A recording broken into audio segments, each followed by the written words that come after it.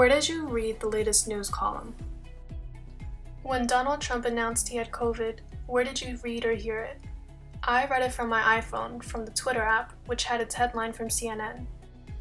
I can see ads for jeans on my Facebook timeline, and I can watch the newest movie trailer on YouTube.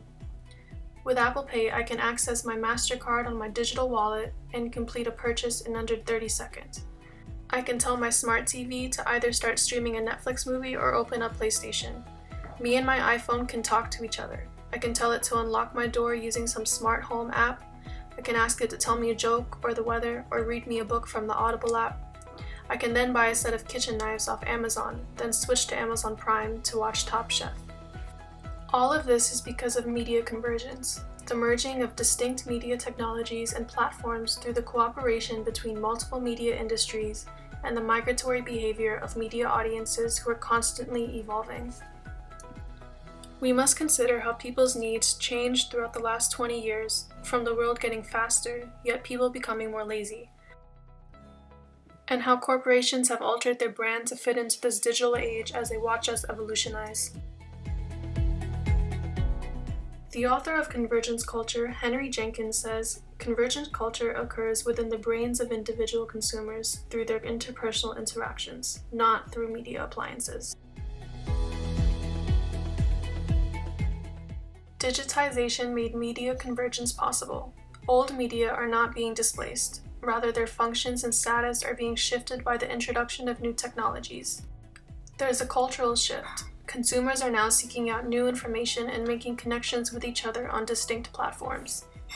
And corporate conglomerates are emerging, allowing more users, which means more advertisers, and ultimately, the more they can charge those advertisers. Jenkins says that media is constantly evolving. He says that cinema didn't kill theater and television didn't kill radio. They were developed into something greater and more accessible to the constantly evolving public wants and needs. What I want to focus on is Jenkins' dismissal of the black box theory, which is an old argument saying all media content is going to flow through a single black box into our living rooms. Since it was written in 2006, the black box would be a TV. He states it's false because it dumbs down convergence to technological change and excludes the cultural aspects. For Henry Jenkins, he sees the opposite. The proliferation of black boxes in his living room means that we're already living in a convergence culture, and that there will be no single black box that controls media into our own homes.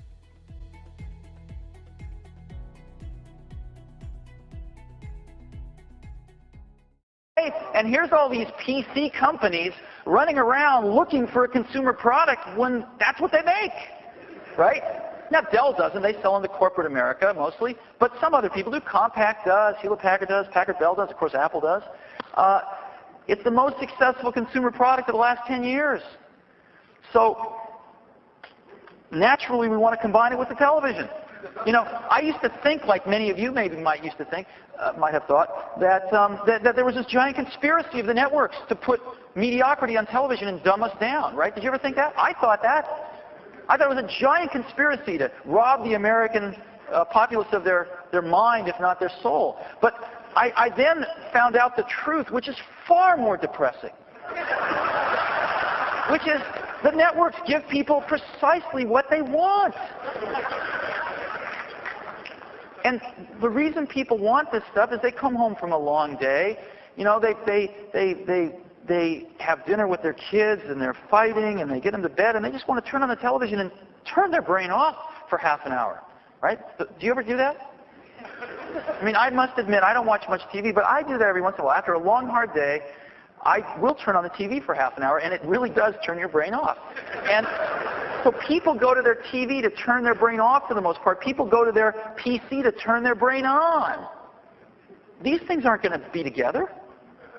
They perform completely different functions. So I think it's about as crazy as other kinds of combinations that you can imagine. And I don't think it's going to happen. You know? I also think people want to interact with their computers a lot more. Keyboards, mice, up close, better resolutions. They want to sit back from their television sets. You know, web TV has been an utter failure so far. So I just don't see it happening.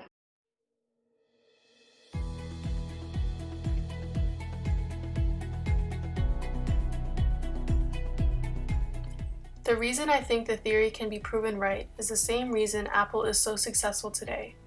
People prefer convenient devices that combine media. Now, some people are more traditional than others. Some prefer to watch TV on the big screen and read in print. So that being said, when it comes to using a single black box, we're not there yet, but we're on our way.